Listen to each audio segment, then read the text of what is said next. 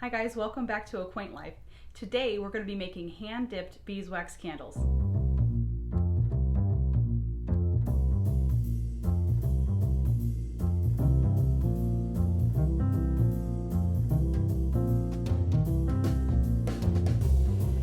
I have shared all kinds of different candle making on this channel and on the blog, and in fact if you don't have a double boiler or if you do not want to heat beeswax, there are other ways to make candles, and I will link the easiest beeswax taper candles that you don't have to heat the beeswax for to make in the description box below. So if you're just wanting to do something super simple, check those out. Today, however, we will be heating up our beeswax and we will be hand dipping our candles. Now, I couldn't find my double boiler and I was about to cancel actually creating this video, and I'm glad I didn't, because I also wanted to share with you a way that you can make a sort of a makeshift double boiler to make your candles with just items you might have around your home, and they work just fine. So that's what I'm going to be doing this video, sharing not only how to hand dip your candles and to make them, they're super cute, but also what you could use if you don't have a double boiler. These are one of my favorite candles to make. They're so unique.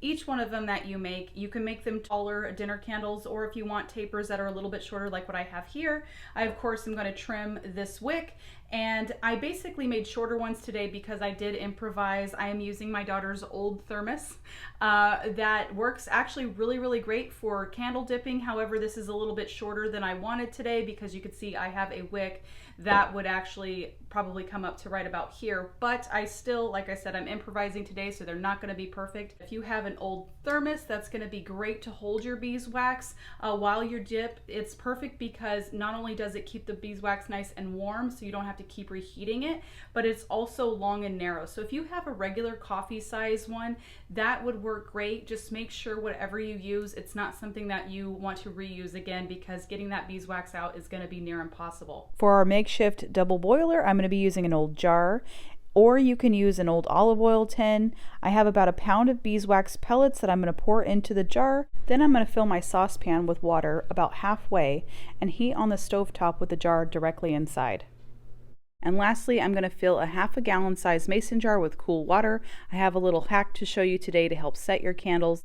What I do is I create a little station on the side of my stove. I like to do a cutting board. I like to have an old rag that I don't care about kind of protecting my cutting board. And then you can see in the video that I have my ½ gallon mason jar of cold water and my wicks ready to go. I keep a little bit extra beeswax going on the side so that I can constantly refill this, so that way it's full and it's the length of the candle that you're wanting, because that's what you're going to have to do, is refill as you make the candle. So keep some beeswax going on the side in a pot. I will link for you below everything that you're going to need to make these candles, including the beeswax itself. We're going to go ahead and get started. We have our makeshift double boiler going with our 1 pound of beeswax pellets.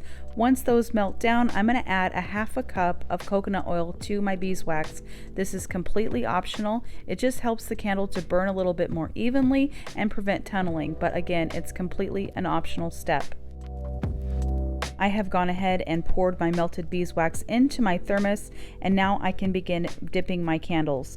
So I'm just going to take the wick, and just like you see, I'm going to begin alternately dipping into the beeswax, then into the cold water, back into the beeswax, and you'll see the candles slowly start to form. As you continue to dip your candle, you'll notice that the wax begins to build up around that metal piece at the base of the wick. Go ahead and take a sharp pair of scissors and snip that off, and then lightly pat it with your fingers to reshape the base so that it fits in a taper. Continue dipping your candles until you get to the desired thickness and size that you would like.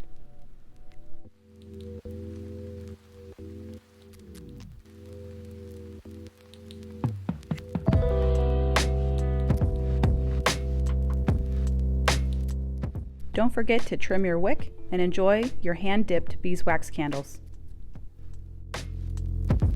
Well, that is it for today's video. Thank you so much for joining me. If you like this video, please go ahead and hit that thumbs up. Every single week I make brand new videos on homemaking, simple living, all things home orientated, and also lots of cooking. So if you like those things, be sure to subscribe so that you don't miss a video, and I will see you on the next one.